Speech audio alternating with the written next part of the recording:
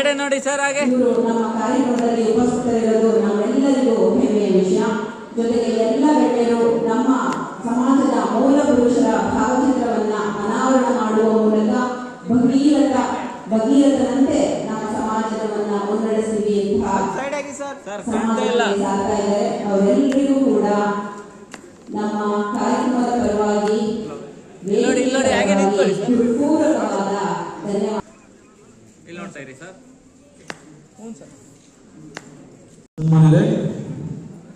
ಚಿಕ್ಕನಾಯಕನಹಳ್ಳಿ ತಾಲೂಕು ಅತ್ಯಂತ ಹಿಂದುಳಿದಿರತಕ್ಕಂತಹ ತಾಲೂಕುಗಳಲ್ಲಿ ಒಂದಾಗಿದೆ.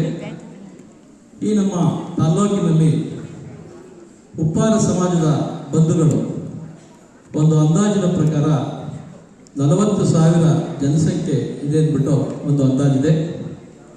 ಸುಮಾರು 44 ಹಳ್ಳಿಗಳಲ್ಲಿ ಪ್ರಧಾನವಾಗಿ ಹುಳಿಯಾರು ಹೋಬಳಿನಲ್ಲಿ ಹಂಚಿಕೊಂಡಿರ್ತಕ್ಕಂತಹ ಗ್ರಾಮಗಳಲ್ಲಿ ವಾಸ ಮಾಡ್ತಾ ಇರ್ತಕ್ಕಂತಹ ಸಮಾಜದ ಬಂಧುಗಳಿದ್ದಾರೆ. ಹಾಗಾಗಿ ಈ ಕಾರ್ಯಕ್ರಮವನ್ನು ಪ್ರತಿ ವರ್ಷವೂ ಕೂಡ ತಾಲ್ಲೂಕು ಕೇಂದ್ರವನ್ನು ಬಿಟ್ಟು ಹುಳಿಯಾರು ಭಾಗದಲ್ಲಿ ನಾವೆಲ್ಲರೂ ಕೂಡ ಮಾಡ್ತಾ ಇದ್ದೀವಿ. ಈ ಒಂದು ಸಮಾರಂಭವನ್ನು, ಈ ಒಂದು ಕಾರ್ಯಕ್ರಮವನ್ನು ನಾವು ಸುಮಾರು 15 ವರ್ಷಗಳಿಂದಲೂ ಕೂಡ ಮಾಡ್ಕೊಂಡು ಬರ್ತಾ ಇದ್ದೀವಿ. ನಮ್ಮ ಭಗೀರಥ ನೌಕರರ ಸಂಘ 2009ರಲ್ಲಿ ಸ್ಥಾಪಿತ ಆಯಿತು. ಆಗ ನಮ್ಮ ರಾಮಣ್ಣನವರು ಅದರ ಅಧ್ಯಕ್ಷತೆಯನ್ನು ವಹಿಸಿದ್ರು. ಬಳ್ಳೆಕಟ್ಟೆಯ ಡಿ.ಜಿ. ಅನಂತಯ್ಯನವರ ಒಂದು ಪರಿಶ್ರಮದಿಂದ ಈ ಒಂದು ಸಂಘ ರಚನೆ ಆಯಿತು. ನಂತರ 2016ರಲ್ಲಿ ಭಗೀರಥ ವಿದ್ಯಾನಿಧಿ ಟ್ರಸ್ಟನ್ನು ಪ್ರಾರಂಭ ಮಾಡಿದ್ವಿ. ಅವತ್ತಿಂದಲೂ ಕೂಡ ಇವತ್ತಿನವರೆಗೂ ಕೂಡ ನಮ್ಮ ಗುರಿ ಇರ್ತಕ್ಕಂಥದ್ದು ಭಗೀರಥ ಸಮಾಜದ ಬಡ ಮಕ್ಕಳ ಒಂದು ಶ್ರೇಯೋಭಿವೃದ್ಧಿ, ವಿದ್ಯಾಭಿವೃದ್ಧಿ ಆಗಿರ್ತಕ್ಕಂಥದ್ದು. ಈ ಒಂದು ಸಂಘದ ನೌಕರರ ಸಂಘ ಮತ್ತು ಭಗೀರಥ ವಿದ್ಯಾನಿಧಿ ಟ್ರಸ್ಟ್ ಎರಡೂ ಸಂಘಗಳ ಗುರಿ ಉದ್ದೇಶಗಳು ಒಂದೇ ಆಗಿದೆ. ಈ ಒಂದು ಸಂದರ್ಭದಲ್ಲಿ ನಮ್ಮ ಭಗೀರಥ ನೌಕರರ ಸಂಘ ಮತ್ತು ವಿದ್ಯಾನಿಧಿ ಟ್ರಸ್ಟ್ ಹಾಗೂ ಭಗೀರಥ ಉಪ್ಪಾರ ಸಮಾಜದ ವತಿಯಿಂದ ಹಲವಾರು ಕಾರ್ಯಕ್ರಮಗಳನ್ನು ಮಾಡ್ಕೊಂಡು ಬರ್ತಿದ್ವಿ. SLC ಮತ್ತು PUC ವಿದ್ಯಾರ್ಥಿಗಳಿಗೆ ಪ್ರತಿಭಾ ಪುರಸ್ಕಾರ ಆಗಿರ್ಬೋದು, ಹಾಗೆಯೇ ಪ್ರೇರಣಾ ಚಟುವಟಿಕೆಗಳನ್ನು ಮಾಡ್ಕೊಂಡು ಬಂದ್ವಿ. SLC ಮತ್ತು ವಿದ್ಯಾರ್ಥಿಗಳಿಗೆ, PUC ವಿದ್ಯಾರ್ಥಿಗಳಿಗೆ ಸ್ಟಡಿ ಮೆಟೀರಿಯಲ್ ಅನ್ನು ಕೊಡ್ತಕ್ಕಂಥದ್ದು, ಹಾಗೆಯೇ ವಿದ್ಯಾಚೇತನ ಕಾರ್ಯಕ್ರಮಗಳನ್ನು ಮಾಡ್ಕೊಂಡು ಬರ್ತಾ ಇರ್ತಕ್ಕಂಥದ್ದು, ವಿದ್ಯಾರ್ಥಿ ವೇತನ ಕೊಡ್ತಕ್ಕಂಥದ್ದು, ಇದೆಲ್ಲದೂ ಕೂಡ ಸಾಧ್ಯವಾಗಿರ್ತಕ್ಕಂಥದ್ದು ನಮ್ಮ ಸಂಘಟನೆಯಿಂದ ಅಂತ ಹೇಳಿದ್ರೆ ತಪ್ಪಾಗಲಾರದು. ನಮ್ಮಲ್ಲಿ ಒಂದೇ ಮನಸ್ಸಿನ ಐಕ್ಯತಾ ಮನೋಭಾವನೆಯನ್ನು ಹೊಂದಿರತಕ್ಕಂತಹ ನೌಕರರಿದ್ದರೆ ಅವರೆಲ್ಲರ ಪರಿಶ್ರಮದಿಂದ ಈ ಥರದ ಕಾರ್ಯಕ್ರಮಗಳನ್ನು ಮಾಡಲಿಕ್ಕೆ ಸಾಧ್ಯ ಆಗಿದೆ. ರಾಜ್ಯದಾದ್ಯಂತ ನಮ್ಮ ಸ್ನೇಹಿತರೆಲ್ಲರೂ ಕೂಡ ಹೇಳ್ತಾರೆ, ಏನಪ್ಪ ಚಿಕ್ಕನಾಯಕನಹಳ್ಳಿಯಲ್ಲಿ ಅಷ್ಟೊಂದು ಜನ ಇದ್ದೀರಾ, ವಿದ್ಯಾನಿಧಿ ಸ್ಥಾಪನೆ ಮಾಡಿದ್ದೀರಾ, ನೌಕರರ ಸಂಘ ಇದೆ, ಪ್ರತಿ ವರ್ಷವೂ ಕಾರ್ಯಕ್ರಮ ಮಾಡ್ತಿರಲ್ಲ ಅಂತ ಹೇಳಿ ಕೇಳ್ತಾರೆ. ಇದು ನಮ್ಮ ಹೆಮ್ಮೆಯ ವಿಚಾರ, ನಮ್ಮ ನೌಕರರಿಗೆ ಸಲ್ಲಬೇಕಾಗಿರ್ತಕ್ಕಂಥ ವಿಚಾರ ಅಂತ ನಾನಾದರೂ ಕೂಡ ಹೇಳ್ತಾ ಇದ್ದೇನೆ. ಸನ್ಮಾನ್ಯರೇ, ಭಗೀರಥ ವಿದ್ಯಾನಿಧಿ ಟ್ರಸ್ಟ್ ನಮಗೆ ಬ್ಯಾಕ್ ಬೋನ್ ಆಗಿ ನಿಂತಿರ್ತಕ್ಕಂಥದ್ದು. ಇದು 2016ರಲ್ಲಿ ಪರಮ ಪೂಜ್ಯರ ದಿವ್ಯ ಸಾನ್ನಿಧ್ಯದಲ್ಲಿ ಹಾಗೂ ಆ ಕಾಲದ ಲೋಕಸಭಾ ಸದಸ್ಯರಾಗಿರ್ತಕ್ಕಂತಹ ಮುದ್ದನಮೇಗೌಡರ ಒಂದು ಉದ್ಘಾಟನೆಯಲ್ಲಿ ಈ ಒಂದು ಟ್ರಸ್ಟ್ ಸ್ಥಾಪನೆ ಆಯಿತು. ಅಂದಿನಿಂದಲೂ ಕೂಡ ಇಂದಿನವರೆಗೂ ಕೂಡ ಸುಮಾರು ಪೋಷಕರು, ಮಹಾಪೋಷಕರು, ಪ್ರಧಾನ ಮಹಾಪೋಷಕರನ್ನ ನಾವು ಮಾಡ್ಕೊಂಡು ಬರ್ತಾ ಇದ್ದೀವಿ. ಸುಮಾರು 4 ಜನ ಪ್ರಧಾನ ಮಹಾಪೋಷಕರು ಈ ಒಂದು ನಮ್ಮ ಟ್ರಸ್ಟ್ನಲ್ಲಿದ್ದಾರೆ. ಹಾಗೆಯೇ ಸುಮಾರು 100ಕ್ಕಿಂತ ಹೆಚ್ಚು ಮಹಾಪೋಷಕರು ನಮ್ಮ ಟ್ರಸ್ಟ್ನಲ್ಲಿದ್ದಾರೆ. ಇನ್ನು ಉಳಿದಂತಹವರು ಪೋಷಕರಾಗಿದ್ದಾರೆ. ಒಟ್ಟಾರೆ 155 ಪೋಷಕ, ಮಹಾಪೋಷಕ, ಪ್ರಧಾನ ಪೋಷಕರಿದ್ದಾರೆ. ಏನು ಪೋಷಕ, ಮಹಾಪೋಷಕ, ಪ್ರಧಾನ ಪೋಷಕ ಕೆಲವರಿಗೆ ಹೊಸದಾಗಿ ಇದು ತಿಳಿತಾ ಇರ್ಬೋದು. ನಮ್ಮ ಟ್ರಸ್ಟ್ನ ಮಹಿಳಾ ನಿಯಮಗಳ ಪ್ರಕಾರ ನಾವು ನಮ್ಮ ಟ್ರಸ್ಟ್ ವತಿಯಿಂದ 10,000ಕ್ಕಿಂತ ಹೆಚ್ಚು ಹಣವನ್ನು ಕೊಟ್ಟಂತವ್ರನ್ನ ಪೋಷಕರನ್ನಾಗಿ ಮಾಡ್ಕೊಂಡು ಬರ್ತಿದ್ದೀವಿ.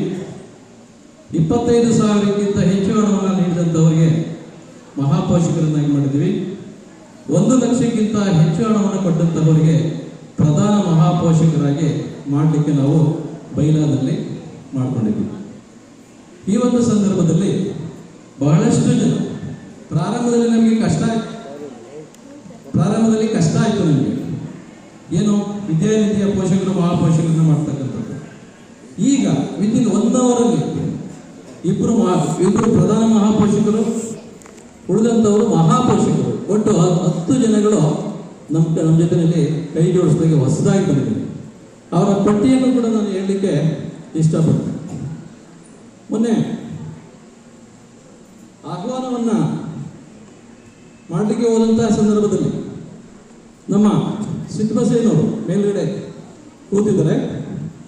ಅವರ ಮಗನಾಗಿರ್ತಕ್ಕಂತಹ ದೇವರಾಜು ಜೊತೆಗೆ ಅವರ ಸೊಸೆ ಡಾಕ್ಟರ್ ಶೋಭಾ ದೇವರಾಜು ಅವರು, ಮೇಡಮ್ ಈ ಥರ ಒಂದು ಕಾರ್ಯಕ್ರಮವನ್ನು ಮಾಡ್ತಿದ್ದೀವಿ, ಒಂಥರ ಟ್ರಸ್ಟ್ ಮಾಡಿದ್ದೀವಿ ಅಂತ ಹೇಳಿದಾಗ, ಸರ್ ನಮ್ಮಿಂದ ಏನು ನೆರವು ಬೇಕು ಅಂತ ಹೇಳಿ ಸರ್ ಅಂತ.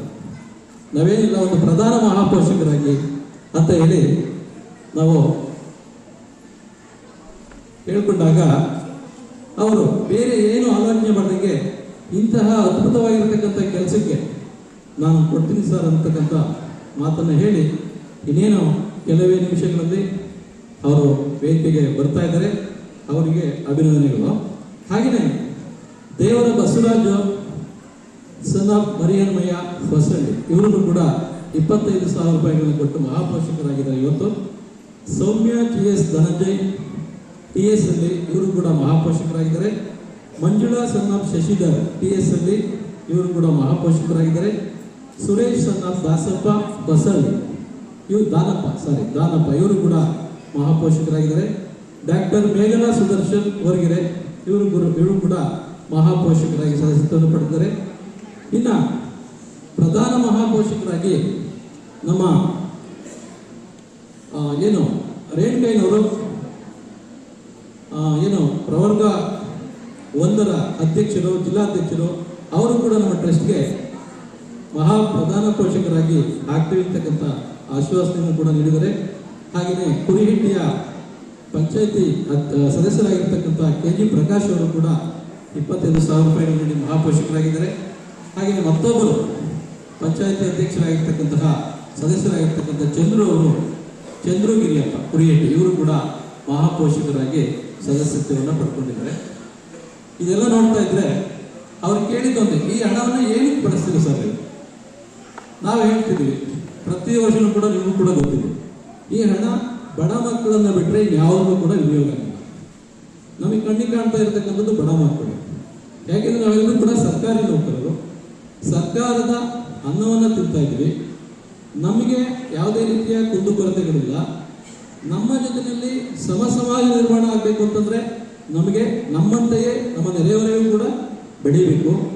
ಹಾಗಾಗಿ ಮಕ್ಕಳನ್ನು ಕರೆದು ಅವರಿಗೆ ಪುರಸ್ಕಾರ ಮಾಡ್ತಕ್ಕಂಥದ್ದು, ವಿದ್ಯಾರ್ಥಿ ವೇತನ ಕೊಡ್ತಕ್ಕಂಥದ್ದು, ಹಾಗೆಯೇ ಅವ್ರಿಗೆ ಬೇಕಾಗಿರ್ತಕ್ಕಂತಹ ಸ್ಟಡಿ ಮೆಟೀರಿಯಲ್ ಕೂಡ ಕೊಡ್ತಕ್ಕಂಥ ಕೆಲಸವನ್ನು ಈ ಒಂದು ಟ್ರಸ್ಟ್ನಿಂದ ನಾವು ಮಾಡ್ತಾ ಇದ್ದೀವಿ. ಹೀಗೆ ಹಲವಾರು ಚಟುವಟಿಕೆಗಳನ್ನು ಹಮ್ಮಿಕೊಳ್ಳಲಿಕ್ಕೆ ಸಾಧ್ಯ ಆಗಿದೆ. ಇದುವರೆಗೂ ಕೂಡ ನಮ್ಮ ಟ್ರಸ್ಟ್ನ ದುಡಿತಕ್ಕಂಥ ಬಂಡವಾಳ ಸುಮಾರು 60 ಲಕ್ಷಕ್ಕಿಂತ ಜಾಸ್ತಿ ಇದೆ.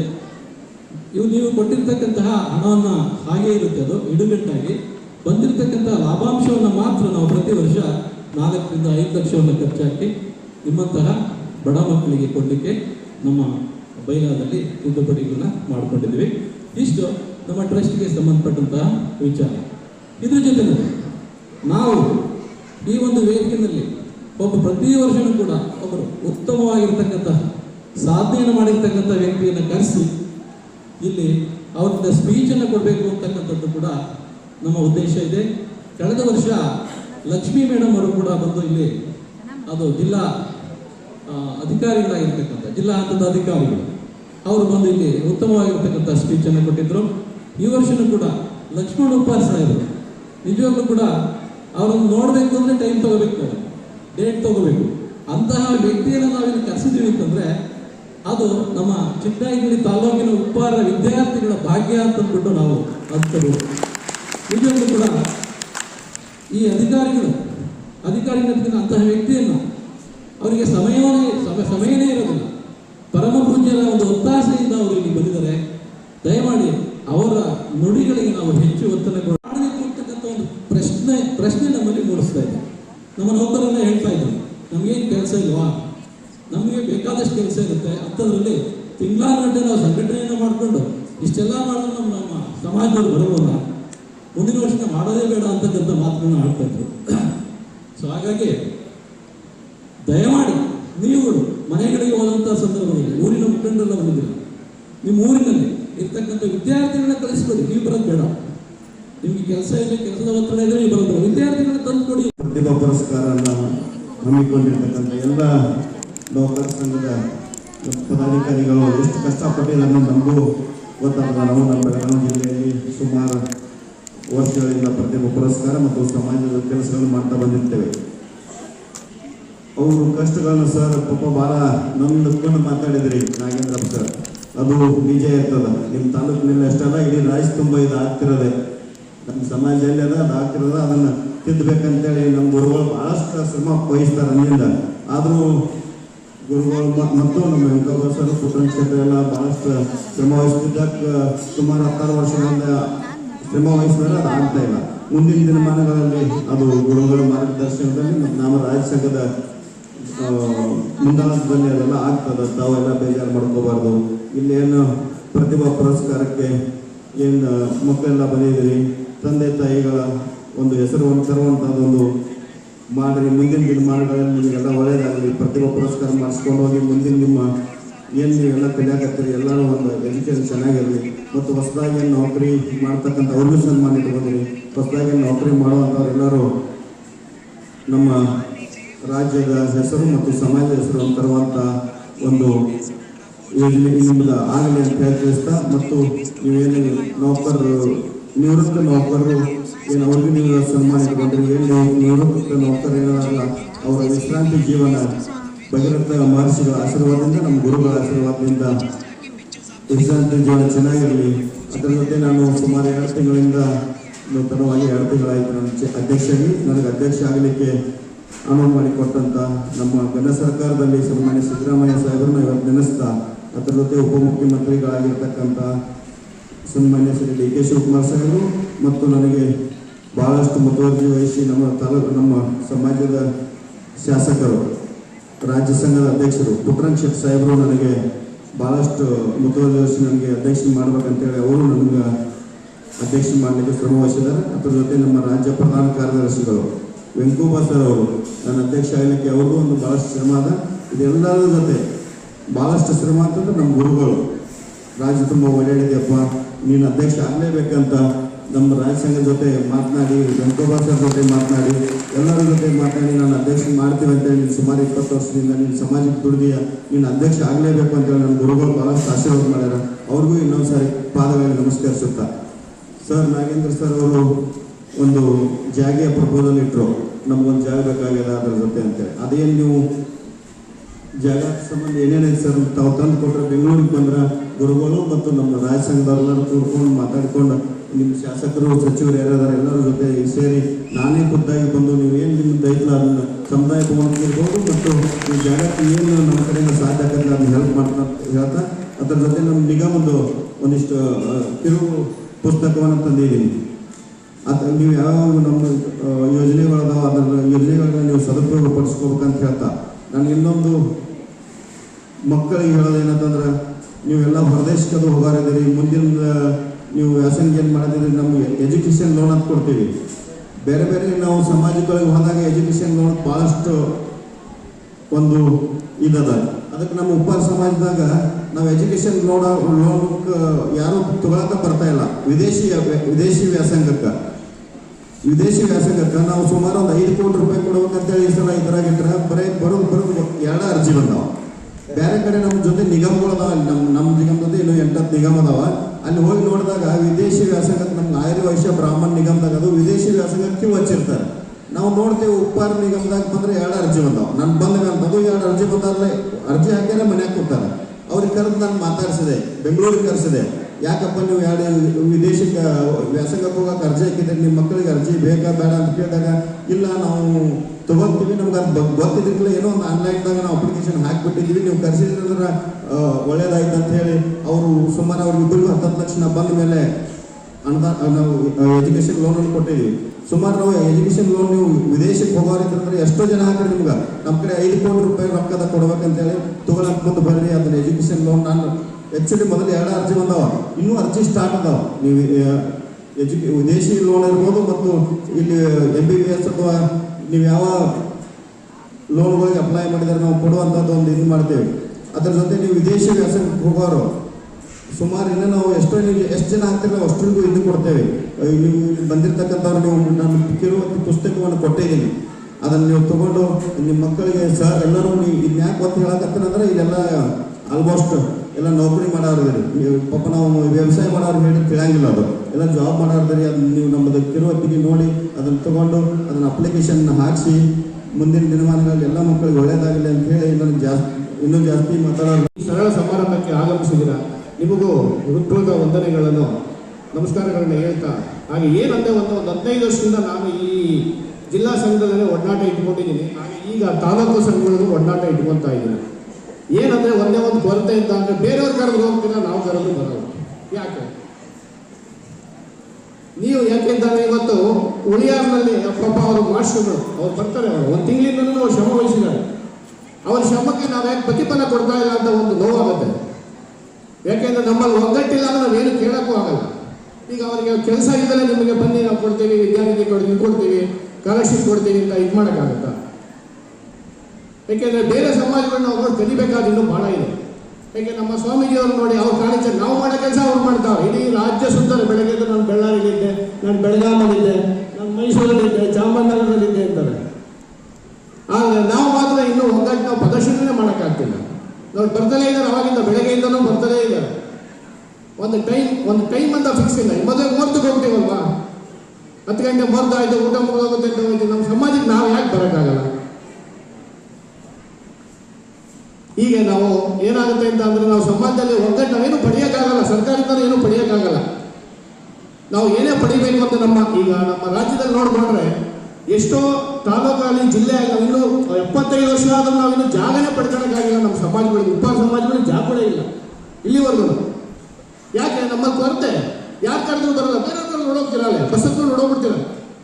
ಈಗ ಮುಂದಿನ ವರ್ಷದಿಂದ ಅವ್ರಿಗೆ ಹೇಳ್ಬೇಕೆಲ್ಲ ಒಂದು 10 ಮೆಟ್ರೋಡೋರ್ ಮಾಡಿ 1-2 ಬಸ್ ಬಿಡಿ ಊರಿಗೆ ನೋಡೋಣ ಬರ್ತಾರೆ ಅಂತ ನಮ್ಮ ನೌಕರ ಸಂಘಟನೆ. ಏಕೆಂದರೆ ನಮ್ಮಲ್ಲಿ ಒಗ್ಗಟ್ಟು ಬೇಕು. ನಾವು ತೋರಿಸಿದ್ರೆ ಮಾತ್ರ ನಮ್ಮ ಮಕ್ಕಳ ಮುಂದಿನ ಪೀಳಿಗೆಗೆ ಏನಾರ ಒಂದು ಮಾಡ್ಬೋದು ಅಂತ ಅನ್ಸುತ್ತೆ. ಈಗ ಅವ್ರು ಏನಕ್ಕೆ ಅಷ್ಟೊಂದು ಮಾಡ್ತಾ ಇದ್ದಾರೆ? ಒಂದು ವಿದ್ಯಾನಿಧಿ ಮಕ್ಕಳಿಗೆ ಮಾವರ ಬಳ್ಳಿ ನಾವು ಬುದ್ಧಿವಂತರಾಗಿ. ಯಾಕೆಂದರೆ ಚಿಕ್ಕನಾಯಕನಹಳ್ಳಿನೇ ತುಮಕೂರು ಜಿಲ್ಲೆಯಲ್ಲಿ ಚಿಕ್ಕನಾಯಕನಹಳ್ಳಿ ತಾಲೂಕಲ್ಲೇ ಬುದ್ಧಿವಂತರು ಜಾಸ್ತಿ ಇರೋದು. ಯಾಕೆಂದರೆ ಈಗ 53 ವರ್ಷ ತುಮಕೂರಿನಲ್ಲಿ ಮಕ್ಕಳಿಗೆ ವಿದ್ಯಾನ ಮಾಡಬೇಕು ಅಂತ ಹೇಳಿ ಹಾಸ್ಟೆಲ್ ಓಪನ್ ಮಾಡಿದ್ದು ಗೋಬೇಡಿ ಸಿದ್ದೇಗೌಡರು. ಮೊನ್ನೆ ನಾನು ಶಿರಾಗ್ ಹೋಗಿದ್ದೆ ಫಂಕ್ಷನ್ಗೆ, ಅಲ್ಲಿ ನೆನೆಸ್ಕೊಂತಾ ಇದ್ರು ಯಾರು TV ಜಯಚಂದ್ರ ಅವರು. ಹೀಗೆ ಗೂಬೇಡಿ ಸಿದ್ದೇಗೌಡರು ನನ್ನ ಇದು ರಾಜಕೀಯ ಗುರುಗಳು ಅಂತ ನೆನೆಸ್ಕೊತಾ ಇದ್ರು. ಯಾಕೆ ಚಿಕ್ಕನಲ್ಲಿ ಇದ್ದೀರಾ ನೋಡಿ, 24,000 ವೋಟರ್ಸ್ ಇದ್ದೀವಿ, ಒಂದು 40,000 ಜನಸಂಖ್ಯೆ ಇದ್ದೀವಿ. ನನ್ನ ಪ್ರಕಾರ ಒಂದು 50-60 ಹಳ್ಳಿ ಇದ್ದೀರ. ನಾನು ಸೆನ್ಸಸ್ ಮಾಡಿದ ಪ್ರಕಾರ ಒಂದು ಹಳ್ಳಿಗೆ 10 ಜನ ಅಂತ ಅಂದ್ರೆ 1,000 ಜನ. ಇನ್ನೊಂದು ತುಂಬಿಸ್ಕೊಂಡಿದ್ದಲ್ವ? ನೀವು ಎಲ್ಲಿವರೆಗೂ ಇದೇ ಥರ ಇರ್ತೀರೋ ನಿಮ್ಮನ್ನು ಯಾರು ಗುರುತಿಸಲ್ಲ, ನಿಮ್ಗೇನೂ ಸೌಲಭ್ಯ ಸಿಗಲ್ಲ. ಅದೇ ಬುದ್ಧಿವಂತರು ಪಾಪ ಅವ್ರೇನೋ ನಾವಂತೂ ತಿಳ್ಕೊಂಡಿದ್ದೀವಿ, ಸಮಾಜಕ್ಕೆ ಏನೋ ಅಂತ ತಿಳಿಸೋಣ ಅಂತ ಹೇಳಿ ಅವ್ರು ಮಾಡಿದ್ರೆ ಅವ್ರನ್ನೂ ನಿರಾಸೆ ಮಾಡ್ತಾ ಇದ್ದಾರೆ. ದಯವಿಟ್ಟು ಇನ್ನು ಒಂದೇ ಏನಾರು ಆಗಲಿ, ಒಂದೇ ಒಂದು ದಿನ ಸಮಾಜ ಉಪ್ಪಾರೋತ್ಸವ ಅಂತ ಮಾಡಿ ಅವ್ರು ಕರೆದಾಗ ಒಂದು ಫಂಕ್ಷನ್ಗೆ ಬನ್ನಿ. ಒಂದೇ ಒಂದು ದಿನ ಸಾಕು, 3 ಅವರ್ ಸಾಕು, ಜಾಸ್ತಿ ಬೇಡ ನೀವು. ಯಾಕೆ ನಾನು ತುಮಕೂರಿಂದ ನೋಡ್ತಾ ಇದ್ದೀನಿ, ಫಂಕ್ಷನ್ ಮಾಡೋಕೆ ಅದೊಂದು ಭಯ. ಎಲ್ಲಿ ಫಂಕ್ಷನ್ ಮಾಡಿದ್ರೆ ಜನ ಬರಲ್ಲ ಅನ್ನೋ ಭಯ. ಅವಾಗ ಏನಾದ್ರು ನನಗೆ ಹೇಳಿದ್ರು ನಾಗೇಂದ್ರಪ್ಪ, ಇಷ್ಟೊಂದು ಅವ್ರ ಮನೆ ಬಿಟ್ಟು ತುಮಕೂರು ಎಲ್ಲ ಹಾಕೊಂಡು ಅವರೆಲ್ಲ ಓಡಾಡಿಕೊಂಡು ಮಾಡಿ ಸುಮಾರು ಊರು ಸುತ್ತಿದ್ದಾರೆ. ಅವ್ರು ಮಾಡಿದ್ರೆ 1,000 ಜನ ಬರೋಕ್ಕಾಗಿಲ್ಲ. 24,000 10 ಜನ ಪಾಪ ಅವ್ರಿಗೆ ನಿರಾಶೆ ಆಗ್ತದೆ. ಏನಾಗುತ್ತೆ ಹೇಳಿ? ಸಮಾಜ ಕಟ್ಟಬೇಕಾಗುತ್ತೆ ಎಲ್ಲರೂ. ನಿಮ್ಮೆಲ್ಲ ಹೊಣೆಗಾರಿಕೆ ಇದೆ, ಯಾರ್ದಿಂದ ಹೊಣೆಗಾರಿಕೆ ಇಲ್ಲ. ಅವ್ರಿಗೆ ಒಬ್ಬ ನಾನು ತಿಳುವಳಿಕೆ ಇದ್ದಾನೋ ಒಂಚೂರು ತಿಳಿಸ್ತೀನಿ ಅಂತ ನಮ್ಮನ್ನು ತಗೋಬೇಕು. ನೀವು ಎಲ್ಲದೂ ತಗೊಳ್ಳಿ ಅಂತ ನಾವು ಹೇಳಲ್ಲ. ನಾವು ನಿಮ್ಗೆ ಏನು ಅನ್ಸುತ್ತೋ ನೀವೇನು ತಗೋಬೇಕು, ನಿಮ್ಮ ತಲೆ ಇಟ್ಕೋಬೇಕು ಅಂತ ಅನ್ಸುತ್ತೋ ಅದನ್ನು ತಗೊಳ್ಳಿ. ಹೀಗೆ ಮುಂದಿನ ದಿನಗಳಲ್ಲಿ ದಯವಿಟ್ಟು ನಾವು ಎಲ್ಲರೂ ನಿಮ್ಮ ಮನೇಲಿ ಕರ್ಕೊಂಬನ್ನಿ, ಒಬ್ಬರು ನನ್ನ ಜೊತೆ ಕರ್ಕೊಂಬನ್ನಿ, ಬೇರೆಯವ್ರಿಗೆ ತೋರಿಸ್ದಂಗಾಗುತ್ತೆ ನಾವು. ಯಾಕೆಂದ್ರೆ ಈ ಥರ ಆದಾಗ ಏನಾಗುತ್ತೆ ಅಂತ ಅಂದರೆ ಎಲ್ಲರೂ ಆಡ್ಕೊಂತಾರೆ ನಮ್ಮನ್ನ, ಉಪ್ಪಾರದ ಬಿಡೋ ಇಷ್ಟನೇ, ಉಪ್ಪಾರು ಕೋಡ್ಗಡ್ಡು ಅದು ಮಗಳಿಗೆ ಅದನ್ನ ಗಾಳಿ ಮಾತ್ರ ನನಗೆ ಗೊತ್ತಿಲ್ಲ ಬಿಡಿಯೋದು. ಹಂಗೇನೆ ಇವರು ದಯವಿಟ್ಟು ಇನ್ನು ಮುಂದೆ ಸಮಾಜಕ್ಕೋಸ್ಕರ ಒಂದು ದಿನ ಮುಡುಪಾಗಿಡಿ, ಯಾರೇ ಕರೀಲಿ ಒಂದು ದಿವಸ ಮುಡುಪಾಗಿಡಿ, 3 ಅವರ್ ಮುಡುಪಾಗಿಡಿ ಸಾಕೆ, ಜಾಸ್ತಿ ಬೇಡ. ಹಾಗೆ ದಯವಿಟ್ಟು ಸಮಾಜ ಕಟ್ಟೋಣ.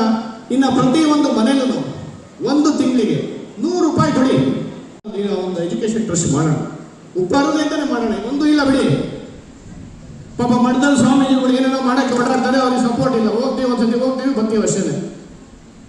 ಅವ್ರ ಪಾಪ ಎಲ್ಲ ಊರಿಗೂ ನೀವು ಮುಂದೆ ಪ್ರತಿಯೊಬ್ಬರು ಹಳ್ಳಿಯಲ್ಲೂ 100 ರೂಪಾಯಿ ಕೊಟ್ಬಿಡಿ, 4 ಸಂಘಕ್ಕೆ ಯಾರು ಹೇಳ್ಬಿಟ್ಟು ಸ್ವಲ್ಪ ನಾನೀಗ ಒಂದು ಕಾನ್ಸೆಪ್ಟ್ ಅಂತ ಅವ್ನು ಮಾಡ್ಕೊಂಡಿದ್ದೀನಿ. ಈಗ ಎಲ್ಲ ತಾಲೂಕು ಎಲ್ಲರ ಹೋದ್ರೆ 100 ರೂಪಾಯಿ ಕೊಡಿ ಒಂದು ಮನೆಗೆ, ವರ್ಷಕ್ಕೆ ನಿಮ್ಮಿಂದ 1200 ರೂಪಾಯಿ, 100 ರೂಪಾಯಿ ದೊಡ್ಡದೇ ಇರೋದಲ್ಲ.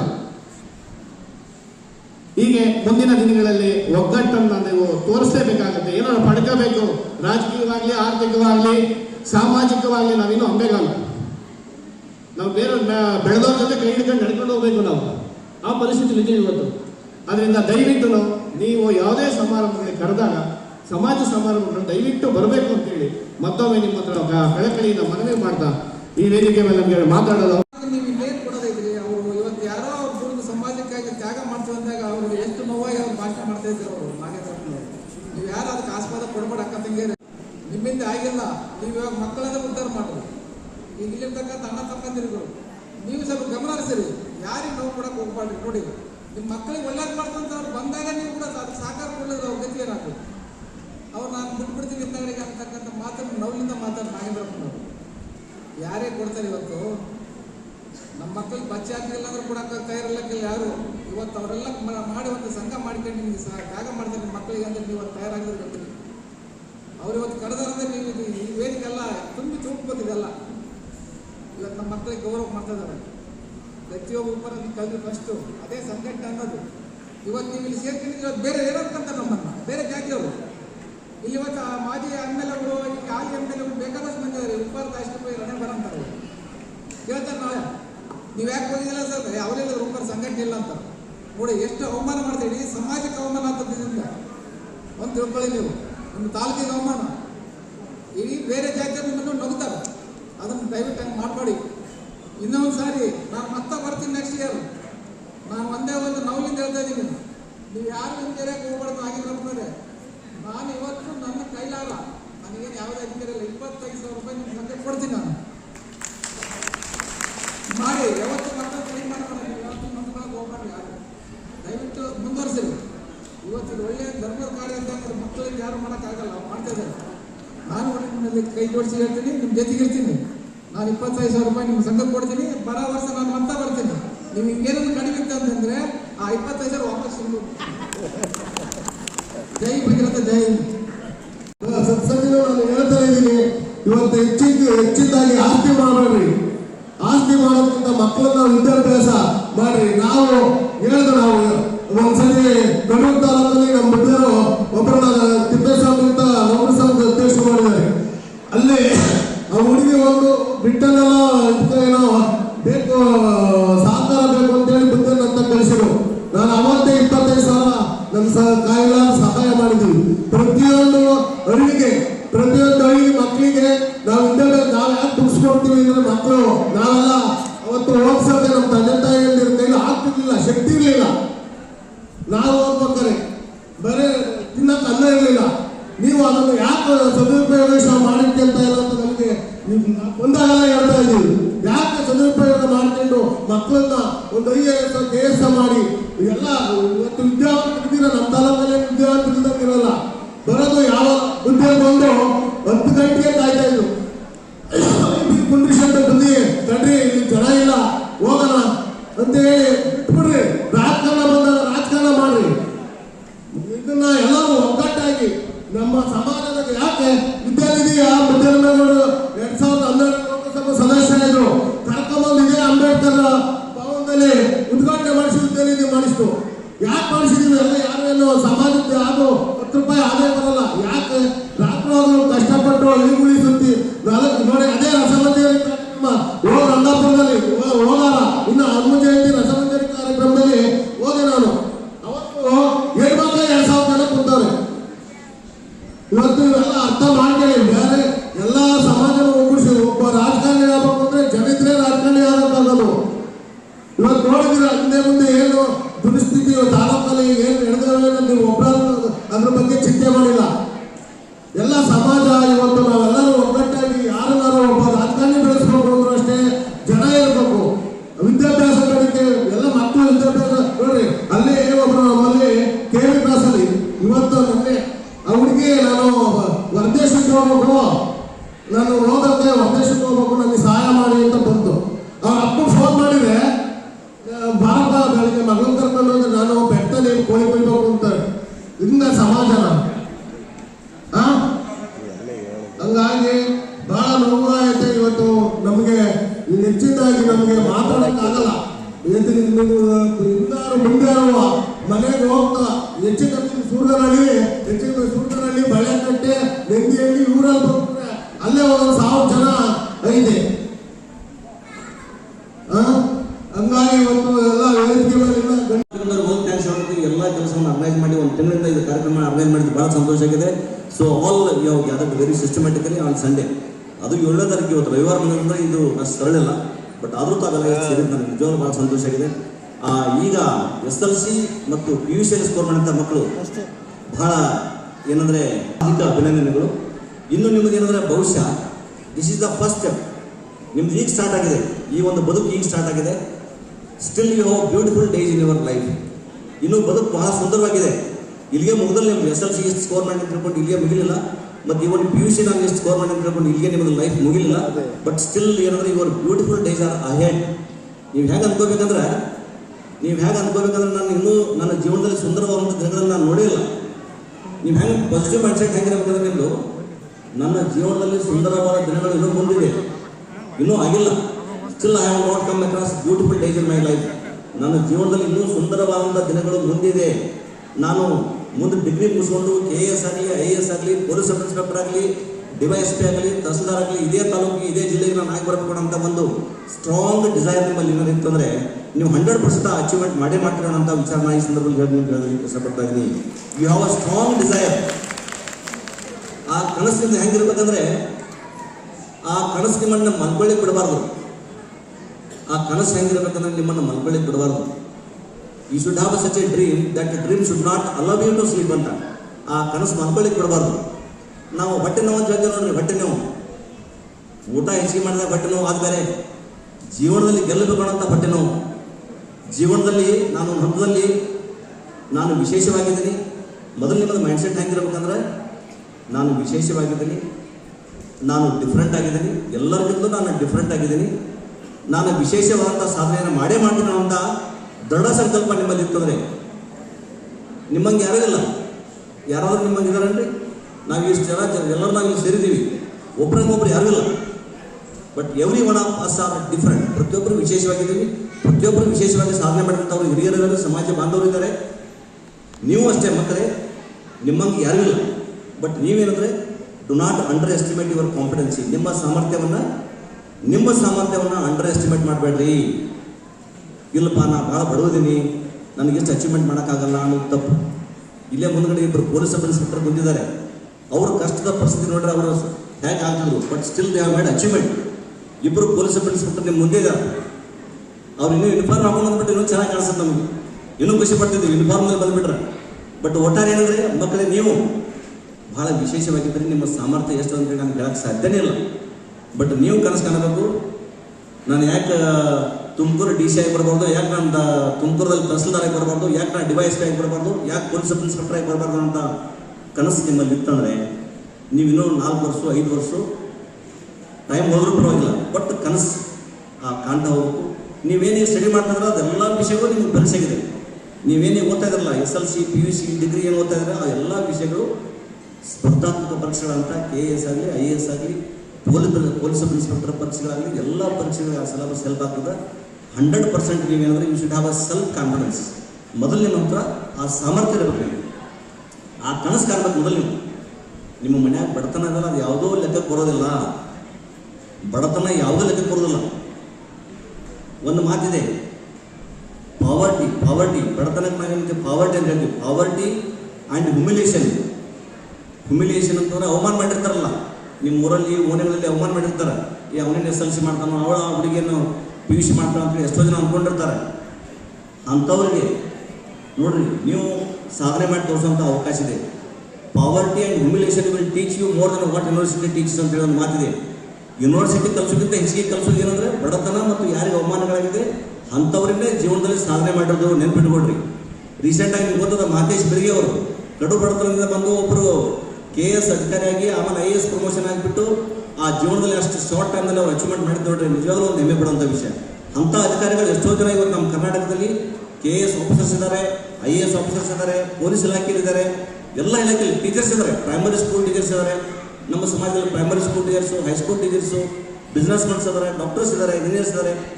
ನಿಜವಾಗ್ಲೂ ಏನಂದರೆ ಒಂದು ಕನಸು, ಆ ಕನಸು ನಿಮ್ಮನ್ನು ಮಲ್ಕೊಳ್ಳಿಕ್ಕೆ ಬಿಡಬಾರ್ದು. ಆ ಬಟ್ಟೆ ನಮ್ಮ ಹೇಳ್ತೇವೆ ನೋಡಿ, ಅದು ಬೇಕು. ಸೊ ಹೀಗಾಗಿ you should have a strong desire. ಆ ಮನಸ್ಸು ಸ್ಟ್ರಾಂಗ್ ಆಗಿತ್ತಂದರೆ ನೀವು ಮನ್ಯಾಗ ಫುಲ್ ಬರ್ತನೆ ಇದ್ರೂ ಪರವಾಗಿಲ್ಲ, ಅದು ಯಾವುದೂ ಲೆಕ್ಕಕ್ಕೆ ಬರೋದಿಲ್ಲ.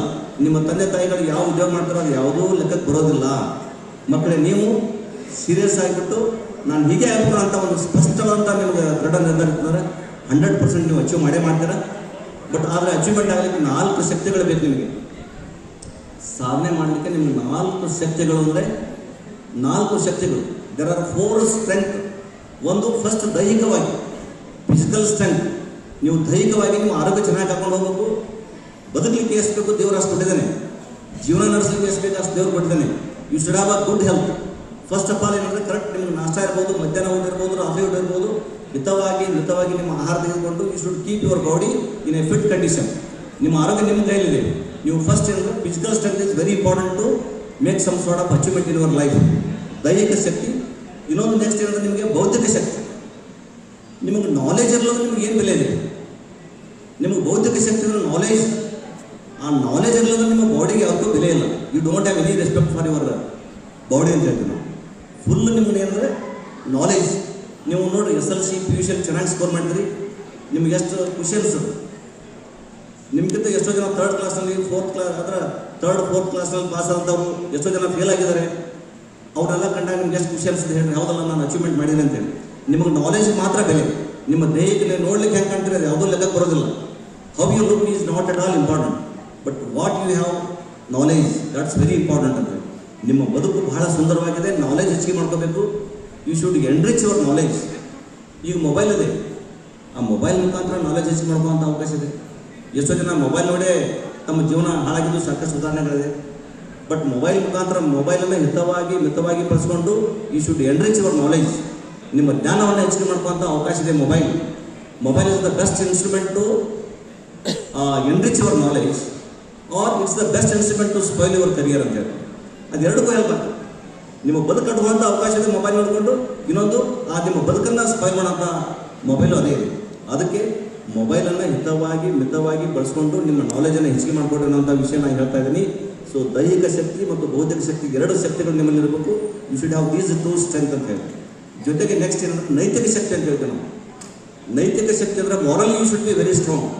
ನಿಮ್ಮ ಕ್ಯಾರೆಕ್ಟರ್ ಭಾಳ ಚೆನ್ನಾಗಿರಬೇಕು, ಶುದ್ಧವಾಗಿರಬೇಕು. ನಿಮ್ಮ ನಡತೆ, ನಿಮ್ಮ ಕ್ಯಾರೆಕ್ಟರ್ ಅಂತ ಹೇಳ್ತೀವಿ, ಅದು ಬಹಳ ಶುದ್ಧವಾಗಿ. ನಿಮ್ಮ ಮಾತು ಮತ್ತು ಕೃತಿ 2 ಸಾಮ್ಯತೆ ಇರಬೇಕು. ಮಾತಾಡೋದು ಹಾಗೆ ಇರಬೇಕು, ನಡ್ಕೋದು ಹಾಗೆ ಇರಬೇಕು. ಅದೇ ಥರ ಮಾತ್ರ ನೀವು morally you will be very strong. ನೈತಿಕವಾಗಿ ಭಾಳ ಸ್ಟ್ರಾಂಗ್ ಆಗಿರಬೇಕಾಗ್ತದೆ. ಸೊ ಅದಕ್ಕೆ moral strength is also very important. 3ನೇ ಶಕ್ತಿ ಅದು ನೈತಿಕ ಶಕ್ತಿ ಅಂತ ಹೇಳ್ತೀವಿ. ಇನ್ನೊಂದು ಶಕ್ತಿ ಏನಂದರೆ ಆಧ್ಯಾತ್ಮಿಕ ಶಕ್ತಿ ಅಂತ ಹೇಳ್ತೀವಿ ನಾವು. ಸ್ಪಿರಿಚುವಲಿ, ಆಧ್ಯಾತ್ಮಿಕವಾಗಿ ನಿಮ್ಮ ಮುಂಜಾನೆ ಯೋಗ ಇರ್ಬೋದು, ಮುಂಜಾನೆ ದೇವರ ಪೂಜೆ ಇರ್ಬೋದು, ಇವೆಲ್ಲವೂ ಬಹಳ ಅಂದರೆ ಇಷ್ಟಪಟ್ಟು ಶ್ರದ್ಧೆಯಿಂದ ನೀವು ಚೆನ್ನಾಗಿ ಕೆಲಸ ಮಾಡಿದ್ರೆ ನೀವು ಜೀವನದಲ್ಲಿ ಏನಾದ್ರು ಒಂದು ಅಚೀವ್ಮೆಂಟ್ ಮಾಡ್ತೀನಿ. ಅದು ಸ್ಪಿರಿಚುವಲ್ ಸ್ಟ್ರೆಂತ್ ಕೊಡಬೇಕಂದ್ರೆ ಈಗ ಉದಾಹರಣೆಗಾಗಿ ನಮ್ಮ ಪುರುಷೋತ್ತಮ ಸ್ವಾಮೀಜಿಯವರು ಇಡೀ ರಾಜ್ಯದಲ್ಲೇ ಮಾದರಿ ಅವರು ನಮ್ಮ ಗುರುಗಳಾಗಿದ್ದಾರೆ ಅನ್ನೋ ಒಂದು ಹೆಮ್ಮೆ ನಾನು ಈ ಸಂದರ್ಭದಲ್ಲಿ ಹೇಳ್ತಾ ಇದ್ದೀನಿ. ನಮ್ಮ ಭಗೀರಥ ಅವ್ರು ಏನಂದರೆ ಆರ್ಕಿಟೆಕ್ಟ್ ಅವರು. ಭಗೀರಥ ನಮಗೇನು ಪ್ರಯತ್ನ ಅಂತ ಹೇಳ್ತೀವಲ್ಲ, ಈಸ್ ಆನ್ ಇಂಜಿನಿಯರ್. ಭಗೀರಥ ನಮಗೆ ಈಸ್ ಆನ್ ಇಂಜಿನಿಯರ್. ಮತ್ತು ಅವರು ಕಿಂಗ್ ಆಗಿದ್ದರು, ಅಲ್ಲಿ ರಾಜರಾಗಿದ್ದರು, ಒಬ್ಬರು ಇಂಜಿನಿಯರ್ ಆಗಿದ್ದರು, ಮತ್ತು ಒಬ್ಬರು ಮಹಾ ಪುರುಷರಾಗಿದ್ದರು. ನಿಜವಾಗ್ಲೂ ನಮ್ಮೊಂದು ಹೆಮ್ಮೆ ಅಂತ ಹೇಳ್ಬೋದು. ಒಟ್ಟಾರೆ ಏನಂದರೆ ನಿಮಗೆ spiritual strength is very important. ಆಧ್ಯಾತ್ಮಿಕ ಶಕ್ತಿ ನಿಮಗೆ ನಿಮ್ಮ ಬಾಡಿ ಮತ್ತು ಮೈಂಡನ್ನು ಕಂಟ್ರೋಲ್ ಮಾಡೋದಂತ ಕಂಟ್ರೋಲ್ ಇರಬೇಕು. ನಿಮ್ಮ ದೇಹ ಮತ್ತು ಮನಸ್ಸನ್ನು ಕಂಟ್ರೋಲ್ ಮಾಡುವಂಥ ಶಕ್ತಿ ನೀವು ಇರಬೇಕಾಗ್ತದೆ. ಇಲ್ಲಾಂದ್ರೆ ಏನೋ ಅಚೀವ್ಮೆಂಟ್ ಮಾಡೋಕ್ಕಾಗಲ್ಲ. ಕೆಲವೊಬ್ರು ಶಾಂತಿಯಿಂದ ಕೊಡೋಕ್ಕಾಗಲ್ಲ. ಮನಸ್ಸು ಶಾಂತವಾಗಿರೋದಿಲ್ಲ, ಮನಸ್ಸು ಓಡಾಡ್ತಾ ಇರ್ತದೆ, ಅದ್ರ ಮೇಲೆ ಕಂಟ್ರೋಲ್ ಇರೋದಿಲ್ಲ. ಯಾರ ಮನಸ್ಸನ್ನು ಶಾಂತವಾಗಿ ಇಟ್ಕೊಳ್ತೀರಿ ಅವ್ರ ಜೀವನದಲ್ಲಿ ಒಂದಿಲ್ಲ ಒಂದು ರೀತಿಯಾಗಿ ಅಚೀವ್ಮೆಂಟ್ ಮಾಡ್ತೀರಿ ಅನ್ನೋಂಥ ಮಾತನ್ನು. ಒಂದು ಮಾತಿದೆ ಇಂಗ್ಲೀಷ್ನಲ್ಲಿ, com mind, CILM, com mind is the ultimate weapon for all your challenges. ಮನಸ್ಸು ಯಾರು ಕಂಟ್ರೋಲ್ ಮಾಡ್ಕೋತಾರೆ, ಮನಸ್ಸನ್ನು ಯಾರು ಹತೋಟಿಯಲ್ಲಿ ಇಟ್ಕೋತಾರೆ, ಅವರು ಒಂದಿಲ್ಲ ಒಂದು ಜೀವನದಲ್ಲಿ ಸಾಧನೆ ಮಾಡ್ತಾರೆ ಅಂತ ಮಾತು ಈ ಸಂದರ್ಭದಲ್ಲಿ ಹೇಳ್ತಾ ಇದ್ದೀನಿ. 4 ಶಕ್ತಿಗಳು ನಿಮ್ಮಲ್ಲಿ ಇತ್ತಂದರೆ ನೀವು ಜೀವನದಲ್ಲಿ ಒಂದು ಒಳ್ಳೆಯ ಉನ್ನತ ಅಧಿಕಾರಿ ಆಗ್ಬೋದು, ಒಳ್ಳೆಯ ಉನ್ನತ ಒಂದು ಬಿಸ್ನೆಸ್ ಮನ್ ಆಗ್ಬೋದು, ಡಾಕ್ಟರ್ ಆಗ್ಬೋದು, ಇಂಜಿನಿಯರ್ ಆಗ್ಬೋದು, ಒಬ್ಬರು ಪೊಲೀಸ್ ಆಫೀಸರ್ ಆಗ್ಬೋದು ಅನ್ನೋಂಥ ಮಾತನ್ನು ಈ ಸಂದರ್ಭದಲ್ಲಿ ಹೇಳ್ತಾ ಇದ್ದೀನಿ. ಒಟ್ಟಾರೆ ಇವತ್ತು ಈ ಒಂದು ಕಾರ್ಯಕ್ರಮ ಸಮಾಜ ಬಾಂಧವರು ಬಹಳ ವಿಶೇಷವಾಗಿ ಅರ್ಗನೈಸ್ ಮಾಡಿ ನನಗೆ ಭಾಳ ಸಂತೋಷ ಆಗಿದೆ. ನನ್ನನ್ನು ಧಾರ್ಮ ಮೇಲೆ ನೀವು ಕೇಳಿರ್ತೀರಿ, ಎಷ್ಟೋ ಜನ ನಮ್ಮ ಟೀಚರ್ಸ್ ಅಭಿಮಾನಿಗಳಿದ್ದಾರೆ, ಭಾಳಷ್ಟು ಜನ ಟೀಚರ್ಸ್ ಅಭಿಮಾನಿಗಳಿದ್ದಾರೆ. ಸ್ಪರ್ಧಾ ಸ್ಫೂರ್ತಿ ಅನ್ನುವಂಥ ಕನ್ನಡ ಮಾಸಪತ್ರಿಕೆ ಇವತ್ತು ರಾಜ್ಯಾದ್ಯಂತ 20 ವರ್ಷಗಳಿಂದ ಪ್ರತಿ ತಿಂಗಳು 1ನೇ ತಾರೀಕಿಗೆ ರಾಜ್ಯಾದ್ಯಂತ ಎಲ್ಲ ತಾಲೂಕು ಜಿಲ್ಲೆಗಳಿಗೆ ಬರ್ತಾ ಇದೆ. ಅದರಿಂದ ಎಷ್ಟೋ ಜನ ಬದುಕು ಕಟ್ಕೊಂಡು ಬದುಕು ರೂಪಿಸ್ಕೊಂಡಿದ್ದಾರೆ. ಸೊ ಎಷ್ಟೋ ಜನ ಅಭಿಮಾನಿಗಳು ಇವತ್ತು ನಮಗೆ ಇನ್ವೈಟ್ ಮಾಡಿದ್ದಾರೆ. ಜೊತೆಗೆ ನಮ್ಮ ಕ್ಲಾಸಿಕ್ ಇಂಟರ್ನ್ಯಾಷನಲ್ ಸ್ಕೂಲ್ ಅನ್ನೋಂಥ ಒಂದು ಅಲ್ಲಿ 1 to 10th ICIC ಸ್ಕೂಲ್ ಅದ. ಅಲ್ಲಿ ಒಂದು 1800 ಮಕ್ಕಳು ಓದ್ತಾ ಇದ್ದಾರೆ, 1800 ಜನ ಮಕ್ಕಳು ಸ್ಕೂಲಲ್ಲಿ ಓದ್ತಾ ಇದ್ದಾರೆ. ಅಲ್ಲಿ ಒಂದು 200 ಸ್ಟಾಫ್ ಮೆಂಬರ್ಸ್ ಆರ್ ವರ್ಕಿಂಗ್ ಇದೆ. ಬಟ್ ಒಟ್ಟಾರೆ ಜೊತೆಗೆ ಡಿಗ್ರಿ ಕಾಲೇಜ್, BA, BCom ಮತ್ತು BSc ಡಿಗ್ರಿ ಕಾಲೇಜ್ ಇದೆ. ಆ ಡಿಗ್ರಿ ಜೊತೆಗೆ KS ಮತ್ತು IAS ಕ್ಲಾಸ್ಗಳನ್ನು ಸಹಿತ ಮಾಡಿಕೊಂಡು ನಾವು ಸೇವೆ ಮಾಡ್ತಾ ಇದ್ದೀವಿ. ಜೊತೆಗೆ ಈ ಸಂಸ್ಥೆ 27 ವರ್ಷಗಳಿಂದ 1997ರಲ್ಲಿ ಸಂಸ್ಥೆ ಸ್ಟಾರ್ಟ್ ಮಾಡಿದ್ದು. ಅಲ್ಲಿಂದ ಆಲ್ಮೋಸ್ಟ್ 27 ವರ್ಷಗಳಿಂದ ನಾನು ಸೇವೆ ಮಾಡ್ತಾ ಇದ್ದೀನಿ. ಈ ಶಕ್ತಿಗೆ ನಮ್ಮ ಗುರುಗಳು ಪುರುಷೋತ್ತಮಪುರಿ ಅವರ ಆಶೀರ್ವಾದ ಇದೆ. 1990ರಲ್ಲಿ ನನ್ನ ಲಗ್ನ ಆದಾಗ ದಾವಣಗೆರೆ, ನಾನು ದಾವಣಗೆರೆ ಅಳಿಯ, ನಮ್ಮ ಮನೆಯವರು ಮಿಸ್ಸಸ್ಸು ದಾವಣಗೆರೆಯವರು. 1999ರಲ್ಲಿ ನನ್ನ ಲಗ್ನ ಆದಾಗ ಸ್ವಾಮೀಜಿ ಅವರ ಸಾನ್ನಿಧ್ಯದಲ್ಲಿ ಆ ಲಗ್ನ ಆಗಿದ್ದು ನಿಜವಾಗ್ಲೂ ನನಗೊಂದು ಹೆಮ್ಮೆ ಅಂತ ಹೇಳ್ತೀನಿ. ಅವರ ಆಶೀರ್ವಾದ ಇವತ್ತು ನಾವು ಬಹಳ ಅಚ್ಚುಕಟ್ಟಾಗಿ ಒಂದು ಸುಂದರವಾದ ಬದುಕನ್ನು ನಡೆಸ್ತಾ ಇದ್ದೀನಿ. ಸೊ ಹೀಗಾಗಿ ಒಟ್ಟಾರೆ ನಿಮಗೆ ಈ ಒಂದು ಕಾರ್ಯಕ್ರಮ ಬಹಳ ಯಶಸ್ವಿಯಾಗಿ ಆಗಿದೆ.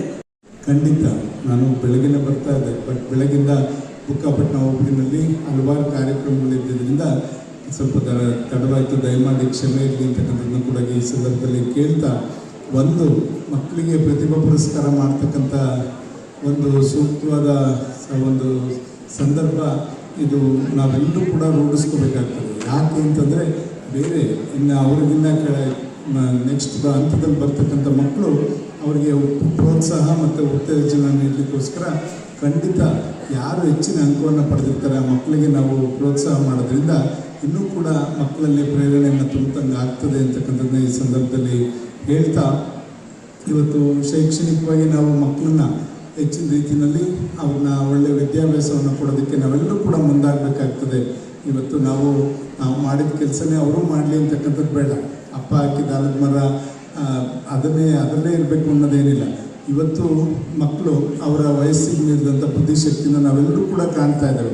ಆ ನಿಟ್ಟಿನಲ್ಲಿ ಇವತ್ತು ಮಕ್ಕಳಿಗೆ ನಾವು ಹೆಚ್ಚಿನ ರೀತಿಯಲ್ಲಿ SLC ಮತ್ತು PUC ಈ ಹಂತದಲ್ಲಿ ನಾವು ಅವರಿಗೆ ಉತ್ತೇಜನವನ್ನು ನೀಡಿದ್ರೆ ಖಂಡಿತ ಮುಂದೆ ಅವರ ಬದುಕನ್ನು ರೂಪಿಸ್ಕೊಳ್ಳಿಕ್ಕೆ ಅವ್ರಿಗೆ ಅನುಕೂಲ ಆಗುತ್ತೆ. ಆ ನಿಟ್ಟಿನಲ್ಲಿ ಶೈಕ್ಷಣಿಕವಾಗಿ ನಾವು ಹೆಚ್ಚಿನ ರೀತಿಯಲ್ಲಿ ಅವರಿಗೆ ಬೆಂಬಲಿಸುವಂಥ ಕೆಲಸ ಮಾಡಬೇಕಾಗ್ತದೆ. ಅದರಲ್ಲೂ ಪರಮ ಪೂಜ್ಯರಿಗೆ ನಮ್ಮ ಜಿಲ್ಲೆಯಲ್ಲಿ ಚಿಕ್ಕನಾಯಕನಹಳ್ಳಿನಲ್ಲೇ 2 ವರ್ಷದಿಂದ SLCನಲ್ಲಿ ಪ್ರಥಮ ಸ್ಥಾನದಲ್ಲಿ ಇರ್ತಕ್ಕಂಥದ್ದು ಚಿಕ್ಕನಾಯಕನಹಳ್ಳಿ ಅಂತ ನಾವು ಹೆಮ್ಮೆಯಿಂದ ಹೇಳ್ಕೊತೀವಿ. ಇಲ್ಲಿ ನಮ್ಮ ಎಲ್ಲ ಶಿಕ್ಷಕರು ಕೂಡ ಸೇರಿಕೊಂಡು PU ಅವರು ಸೇರಿ ಉತ್ತಮ ರೀತಿಯಲ್ಲಿ ಮಕ್ಕಳಿಗೆ ಉತ್ತೇಜನವನ್ನು ನೀಡಿ, ಮತ್ತು ನಮ್ಮ ಜಿಲ್ಲಾ ಮಂತ್ರಿಗಳು ಕೂಡ KDB ಸಭೆಯಲ್ಲಿ ಚಿಕ್ಕನಾಯಕನಹಳ್ಳಿ ಮಾದರಿನಲ್ಲಿ ನೀವು ಶೈಕ್ಷಣಿಕವಾಗಿ ಮುಂದೆ ಬನ್ನಿ ಅಂತಕ್ಕಂಥದ್ದು ಹೇಳ್ತಕ್ಕಂಥದ್ದು ನೋಡಿದ್ರೆ ಅದನ್ನು ಉಳಿಸ್ಕೊಂಡು ಹೋಗೋದು ಹೇಗೆ ಅಂತಕ್ಕಂಥದ್ದು ನಾವು ಪ್ರಯತ್ನಗಳನ್ನ ತಾಲೂಕಲ್ಲಿ ಮಾಡ್ತಾ ಇದ್ದೇವೆ. ಅದರಿಂದ ಏನಾಗ್ತಾ ಇದೆ, ಮಕ್ಕಳಿಗೆ ಒಳ್ಳೆಯ ರೀತಿಯಲ್ಲಿ ನಾವು ಬೆಂಬಲವಾಗಿ ಪ್ರೋತ್ಸಾಹ ನೀಡ್ತಕ್ಕಂಥದ್ದು ಶೈಕ್ಷಣಿಕವಾಗಿ ಅವರೆಲ್ಲರೂ ಕೂಡ ಉತ್ತಮ ನಾವು ಪ್ರೇರಣಾ ಶಿಬಿರಗಳಿರ್ಬೋದು, ಮತ್ತು ಡ್ರಾಪ್ಔಟ್ ಆಗ್ತಕ್ಕಂಥ ಮಕ್ಕಳಿರ್ಬೋದು, ಅವರು ಕಲಿತರು ಹೇಳಿದ್ರು ಕೂಡ ಕಲಿತಿದ್ದ ಮಕ್ಕಳಿಗೆ ನಾವು ಹೆಚ್ಚಿನ ಒಂದು ಅವ್ರಿಗೆ ಜವಾಬ್ದಾರಿ ತೊಗೊಂಡು ಅವ್ರನ್ನ ಪಾಸಾಗೋದಕ್ಕೆ ಏನು ಮಾಡಬೇಕು, ಅವ್ರನ್ನ ಪಾಸಾದಂಥವ್ರನ್ನ ಹೆಚ್ಚಿನ ಅಂಕ ಪಡೀಲಿಕ್ಕೆ ಏನು ಮಾಡಬೇಕು, ಈ ಥರ ಏಕೆ ಇದನ್ನೇ ಪೋಷಕರಿಗೆ ಯಾಕೆ ಹೇಳ್ತಾ ಇದ್ದೀನಿ ಅಂದರೆ, ನಾವು ಶಾಲೆಯಲ್ಲಿ 6ರಿಂದ 8 ಗಂಟೆ ಕಾಲ ಮಾತ್ರ ಇರ್ತಾರೆ ಮಕ್ಕಳು, ಮಿಕ್ಕಂಥ 16 ಗಂಟೆಯೂ ಕೂಡ ಮನೆಯಲ್ಲಿ ನಿಮ್ಮ ಜೊತೆನೇ ಇರ್ತಾರೆ, ನಿಮ್ಮ ಒಡನಾಟದಲ್ಲಿ ಇರ್ತಾರೆ. ಆ ಸಂದರ್ಭದಲ್ಲಿ ನಾವು ಮಕ್ಕಳನ್ನು ಯಾವ ರೀತಿ ಅವ್ರನ್ನ ಬೆಳೆಸ್ತೇವೆ ಶೈಕ್ಷಣಿಕವಾಗಿ, ಸಾಂಸ್ಕೃತಿಕವಾಗಿ, ಮತ್ತು ಕ್ರೀಡೆ, ಮತ್ತು ಇನ್ನು ನಾವು ಮಾತಾಡೋದ್ರಿಂದ ಹಿಡಿದು ನಾವು ನಡ್ಕೊಳ್ಳೋ ಹಾದಿ ಎಲ್ಲದನ್ನು ಕೂಡ ಮಕ್ಕಳಿಗೆ ಮುಂದಿನ ಅವ್ರ ಭವಿಷ್ಯಕ್ಕೆ ದಾರಿದೀಪ ಆಗ್ತದೆ. ಆ ನಿಟ್ಟಿನಲ್ಲಿ ಪೋಷಕರು ಅವರು ಮಕ್ಕಳೆದುರಿಗೆ ಸೂಕ್ಷ್ಮತೆಯಿಂದ ನಾವೆಲ್ಲರೂ ಕೂಡ ಯಾವುದೇ ಒಂದು ಅಹಿತಕರ ಘಟನೆ ಆಗದ ರೀತಿಯಲ್ಲಿ ಅವ್ರ ಮನಸ್ಸಿಗೆ ಯಾವುದೇ ಒಂದು ಕಲ್ಮಶ ಆಗದ ರೀತಿಯಲ್ಲಿ ನೋಡ್ಕೊಳ್ಳುವಂಥ ಜವಾಬ್ದಾರಿ ಪೋಷಕರದ್ದು ಕೂಡ ಇರ್ತದೆ. ಈ ರೀತಿಯಲ್ಲಿ ಇವತ್ತು ನಮ್ಮ ಇವರು ಹೇಳಿದ್ರು, ಲಕ್ಷ್ಮಣಪ್ಪ ಅವರು ಹೇಳೋಂಥ ಸಂದರ್ಭದಲ್ಲಿ ಹೇಳಿದ್ರು, ಏಕಾಗ್ರತೆ ಎಲ್ಲದನ್ನು ಕೂಡ ನಾವು ರೂಢಿಸ್ಕೋಬೇಕಾಗ್ತದೆ. ಶಿಕ್ಷಣಕ್ಕೆ ಬರೀ ಓದುವುದು ಅಂದರೆ ಮಕ್ಕಳಿಗೆ ಅದು ಅಷ್ಟು ತಲೆ ಹತ್ತಲ್ಲ. ಅದ್ರ ಜೊತೆಯಲ್ಲಿ ಅವ್ರಿಗೆ ಕ್ರೀಡೆ, ಸಾಂಸ್ಕೃತಿಕ ಚಟುವಟಿಕೆ ಮತ್ತು ಧ್ಯಾನ ಎಲ್ಲದನ್ನು ಕೂಡ ರೂಢಿ ಮಾಡಬೇಕಾಗುತ್ತೆ. ಸಂಸ್ಕೃತಿ ಇದೆಲ್ಲದನ್ನು ಕೂಡ ಕಲಿಸ್ಬೇಕಾಗುತ್ತೆ. ವಿದ್ಯಾವಂತರಾಗಿದ್ದು ಊರನ್ನ ಉದ್ಧಾರ ಮಾಡದೇ ಇದ್ದರೆ ಎಷ್ಟು ಸರಿ. ಅದರಿಂದ ವಿದ್ಯಾವಂತರು ಆಗಬೇಕು, ಮತ್ತು ನಮ್ಮೂರಿಗೆ ಬಂದು ನಮ್ಮೂರ ಸೇವೆ ಮಾಡಬೇಕು, ನಮ್ಮ ಸಮಾಜ ಅಂತಕ್ಕಂಥ ಹೆಗ್ಗಳಿಕೆ ಅವ್ರಿಗಿರಬೇಕು. ಈ ನಿಟ್ಟಿನಲ್ಲಿ ಮಕ್ಕಳನ್ನು ನಾವು ಬೆಳೆಸ್ತಕ್ಕಂಥದ್ದು ಸೂಕ್ತ ಅಂತಕ್ಕಂಥದ್ದು ಎಲ್ಲರ ಅಭಿಪ್ರಾಯಗಳು ಕೂಡ ಇದೆ.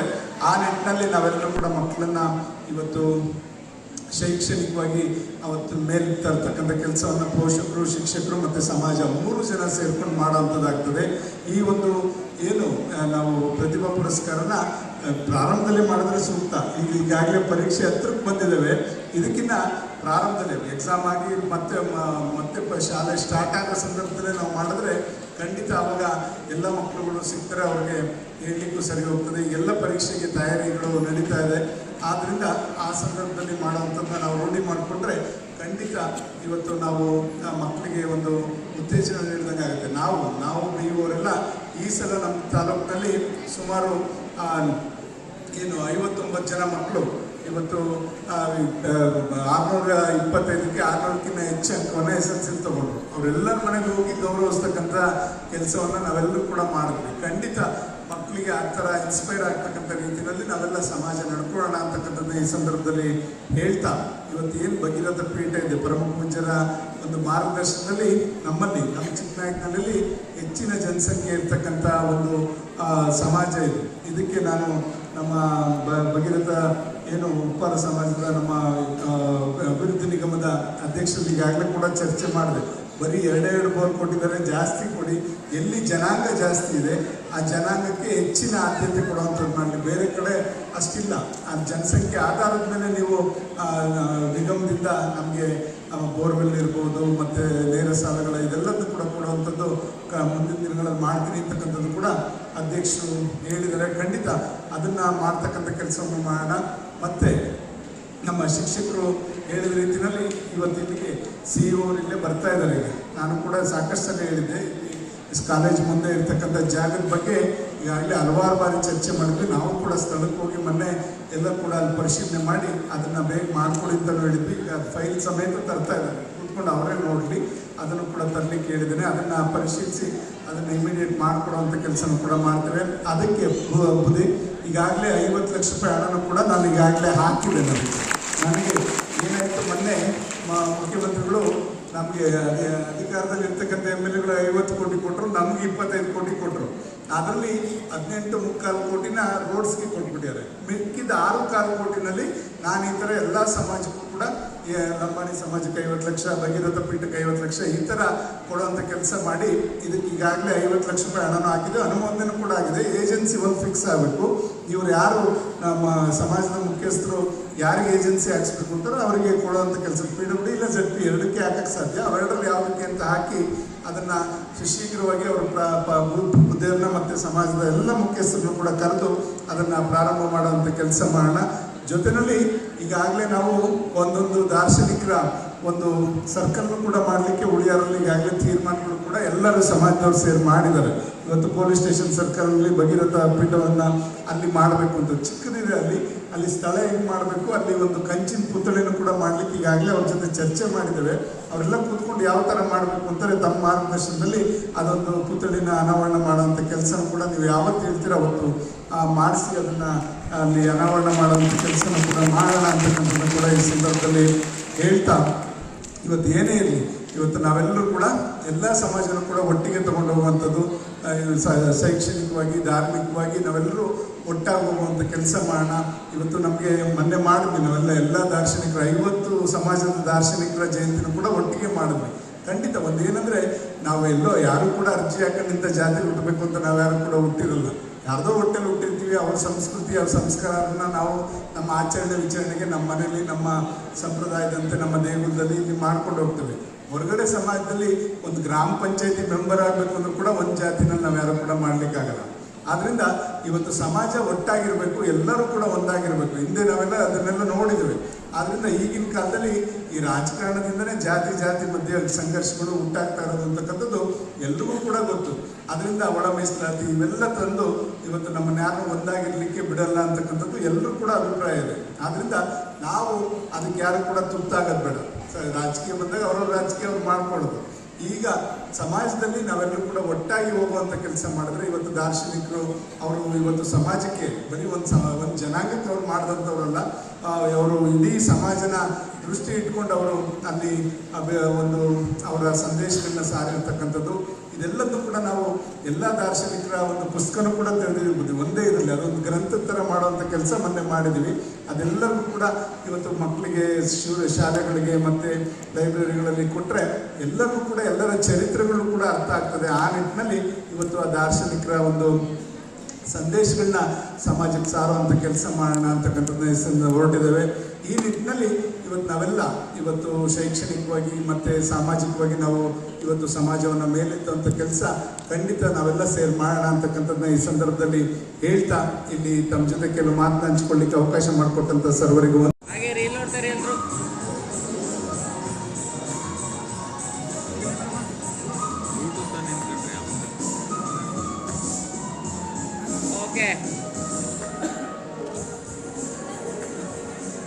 ನಂತರ ಈಗ ಎರಡನೇ ವ್ಯಕ್ತಿ ಮುಂದೆ ಯಶದ ಶಂಕರಯ್ಯ ತಂದೆ ಹೆಸರು ಇಲ್ಲಿ ನೋಡ್ತಾರೆ ನೋಡಿ ಮೇಡಮ್.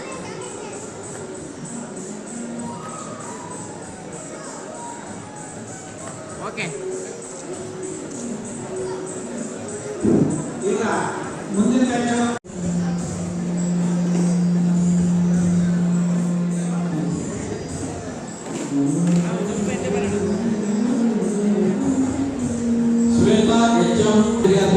ಸ್ವೀಕರಿಸಬೇಕಂತ ಕೋರ್ಕೊಳ್ತಾ ಇದ್ವಿ. ಪದವಿ ಹಂತದ ವಿದ್ಯಾರ್ಥಿ ವೇತನವನ್ನು